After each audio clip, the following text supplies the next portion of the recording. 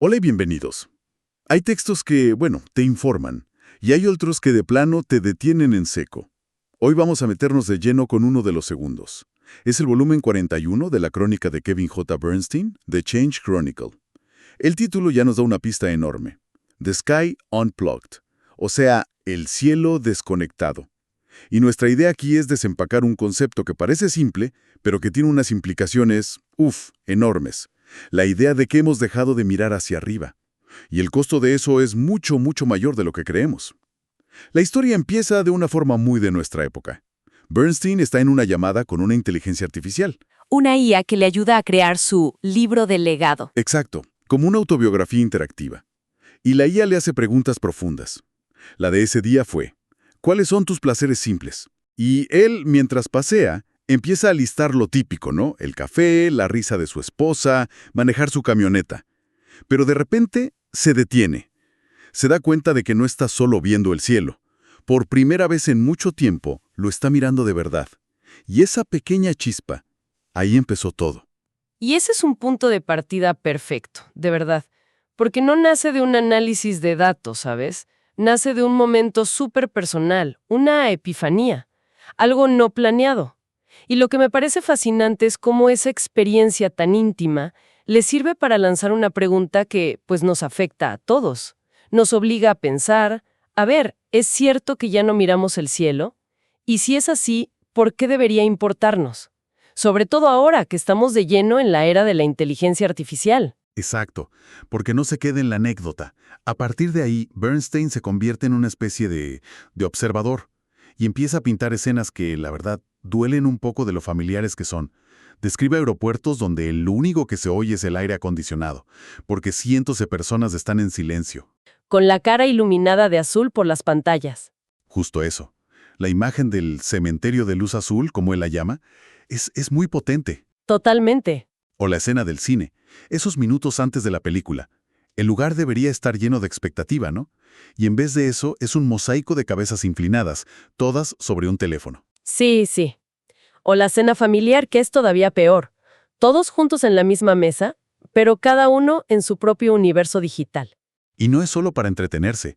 Él habla también del doom scrolling, Uf, ese hábito. ese consumo casi masoquista de noticias negativas, una tras otra, sin parar. Y todo esto nos lleva a la gran paradoja que él plantea.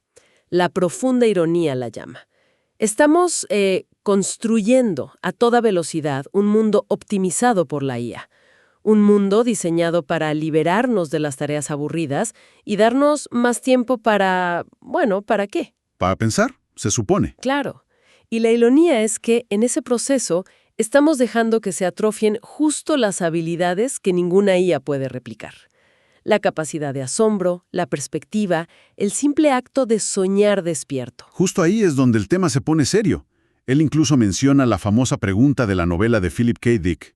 ¿Sueñan los androides con ovejas eléctricas? Esa misma, pero no como una referencia nerd, sino como una advertencia muy, muy real. Nos dice que si no ponemos atención, los que vamos a dejar de soñar somos nosotros. Y bueno, como buen pensador de esta era, no se queda solo con la observación. Intenta medir el problema. Y el método que usa es en sí mismo una genialidad, una reflexión sobre nuestra relación con la tecnología. Le hizo la misma pregunta a 4 de las IAs más avanzadas que hay: ChatGPT, Gemini, Copilot y Claude. Ok, ¿y cuál fue la pregunta exactamente? Muy directa. Les dijo, si tuvieras que estimar qué porcentaje de la población mundial mira al cielo para soñar despierto o simplemente para pensar, ¿qué cifras me darías? Y lo que le voló la cabeza no fueron las diferencias entre las respuestas, fue lo que él describe como una similitud inquietante. O sea, ¿todas dijeron más o menos lo mismo? Exacto. A pesar de ser modelos entrenados de formas súper distintas, todas llegaron a un diagnóstico muy, muy parecido. Eso de por sí ya es muy interesante, que las máquinas coincidan en cómo nos ven. Totalmente. Pero espera, hay un detalle que me encantó. Para promediar los datos de estas IAs súper avanzadas, hizo algo completamente análogo, casi poético, ¿sabes? Escribió los 4 resultados a mano en un papelito. A mano. Sí. Le tomó una foto con el celular y le pidió a otra IA que leyera su caligrafía y calculara el promedio. No te puedo creer. Es como si quisiera meter un toque humano para cuantificar nuestra propia desconexión. Me encanta ese detalle. Es como una pequeña rebelión analógica. Bueno, ¿y cuáles fueron los resultados? Son bastante aleccionadores. Según el promedio de las IAs, solo un 16% de la gente mira el cielo de forma regular para pensar. ¿Solo el 16%? Luego, un 33% lo hace ocasionalmente. Un 26% raramente. Y aquí viene el dato más duro. Un 25%. Una de cada 4 personas lo mira mínimamente o de plano nunca. Una de cada 4. Es una cifra brutal. Ahora, alguien podría decir, bueno, son estimaciones de una IA, no es un censo real. Y es una objeción válida. El propio Bernstein lo aclara. Dice que el punto no es la precisión decimal. El punto es que esas cifras, aunque sean una estimación, se sienten visceralmente correctas. Reflejan algo que todos vemos. Confirman con datos lo que su anécdota inicial ya nos gritaba. De acuerdo, la intuición nos dice que es verdad. Pero lo que me pareció más revelador del artículo es que esto no es solo algo poético. Hay ciencia sólida detrás. Bernstein nos introduce a un campo que él bautiza como Skycology. Skycology, sí. Es un término que él acuñó, pero que se basa en décadas de investigación en neurociencia y psicología. Es básicamente el estudio de cómo el acto de mirar el cielo afecta nuestra mente, nuestra cognición y nuestro bienestar. Y el mecanismo es fascinante. A ver, explícalo.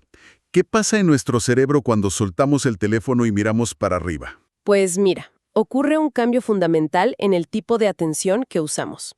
La mayor parte del día la pasamos en lo que los psicólogos llaman atención dirigida. El modo concentración. Exacto. Contestar un mail, seguir una reunión, resolver un problema, requiere un esfuerzo mental constante y, pues, nos agota los recursos cognitivos. El modo hacer cosas. Lo conozco demasiado bien. Justo.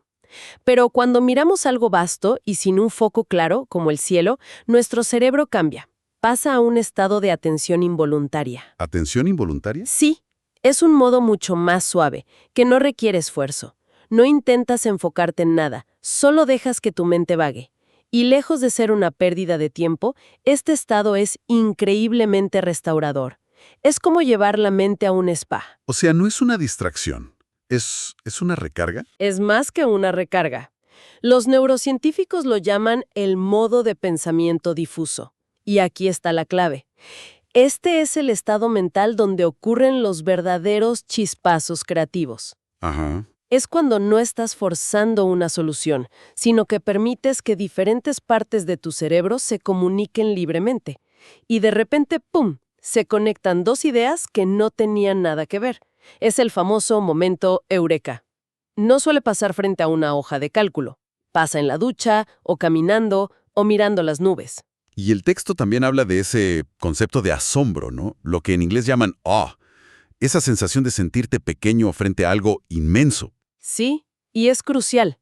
Los estudios demuestran que experimentar asombro tiene beneficios medibles.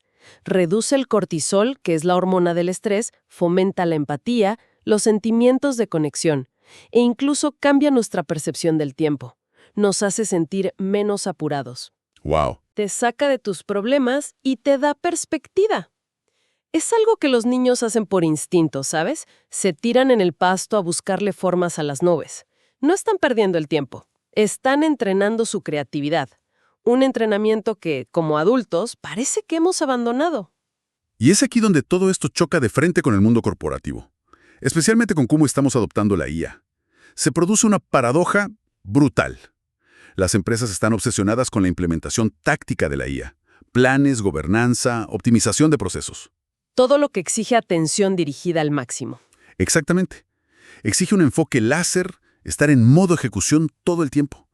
Y la paradoja, que Bernstein cita de forma demoledora, es esta.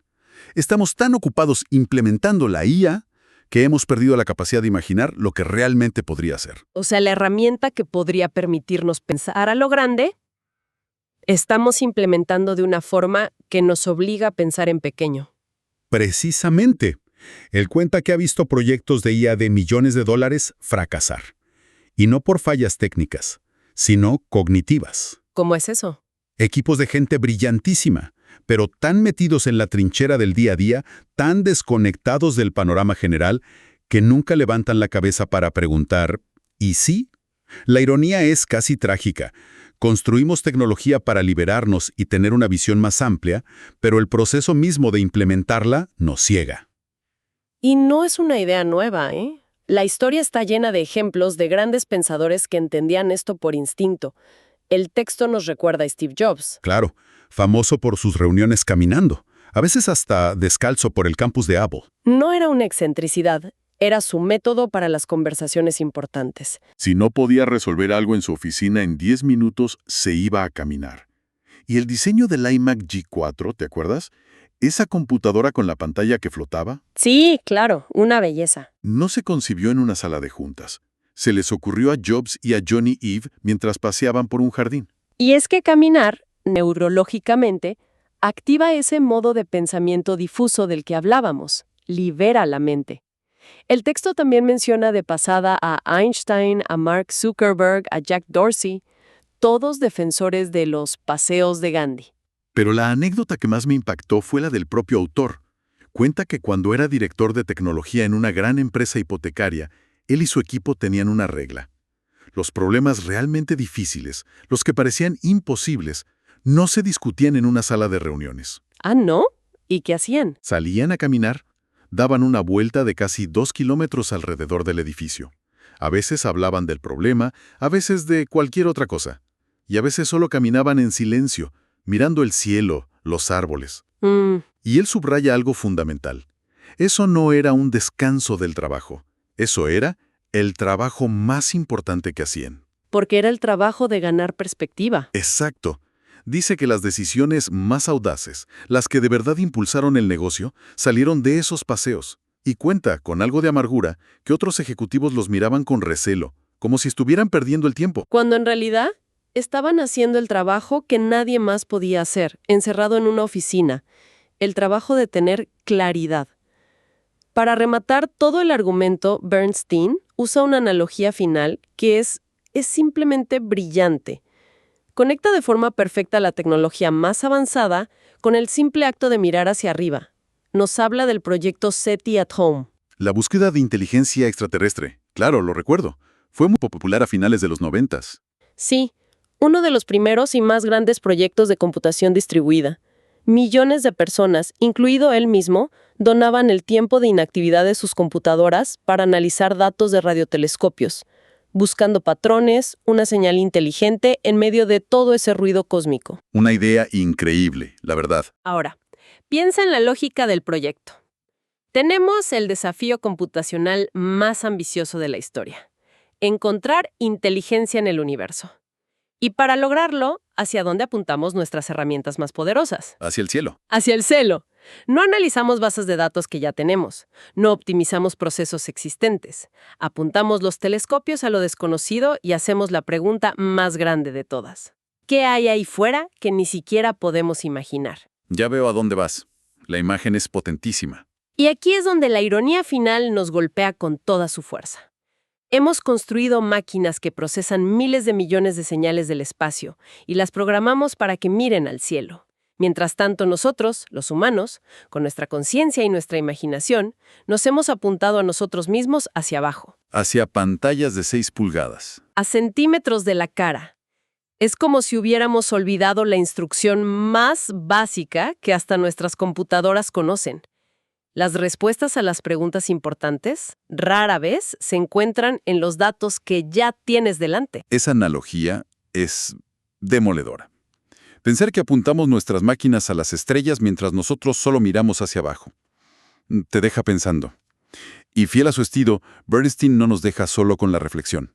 Nos lanza un desafío práctico. Lo llama The Dare, la apuesta. ¿En qué consiste? Es engañosamente simple.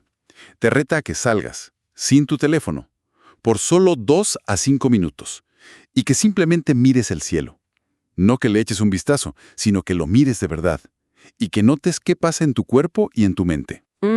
Yo confieso que lo intenté después de leer esto, y al principio es muy difícil no sentir ese impulso de sacar el teléfono. Pero si aguantas un minuto, notas como algo cambia. ¿Qué notaste? Una relajación física, como si los hombros se destensaran, y luego una calma mental. El ruido baja. Y de repente, sin forzarlas, empiezan a aparecer ideas que no sabías que tenías. Pero él va más allá. Propone un desafío más profundo, llevar esta práctica al trabajo. Al trabajo. ¿Sí? La próxima vez que haya una reunión importante, proponer una caminata de 10 minutos antes de empezar. Darle permiso explícito a tu equipo para que se desconecte y piense. Convertirlo en parte de la cultura. No como un lujo, sino como una necesidad estratégica. Lo que nos lleva al cierre. Si tuviéramos que destilar la idea central de todo esto, sería esta. La IA es increíblemente buena para optimizar el camino en el que ya estamos. Puede procesar datos a una velocidad sobrehumana para decirnos cómo ir más rápido en esa ruta. Pero no puede decirnos si vamos por el camino equivocado. Punto de datos. Esa, por ahora, sigue siendo una tarea exclusivamente humana. Y es una tarea que requiere un estado mental que, como argumenta Bernstein, estamos perdiendo activamente. Entonces, para ir cerrando, ¿cuál es el pensamiento final que nos deja este análisis? Pues el texto termina con una pregunta que me parece la reflexión perfecta para que se quede resonando. Es una pregunta muy provocadora que lo resume todo. Dice así: si hasta nuestras computadoras más avanzadas, cuando se enfrentan a las preguntas más grandes sobre inteligencia y significado, están programadas para mirar hacia arriba, ¿qué instrucción humana fundamental hemos borrado accidentalmente de nuestro propio sistema operativo?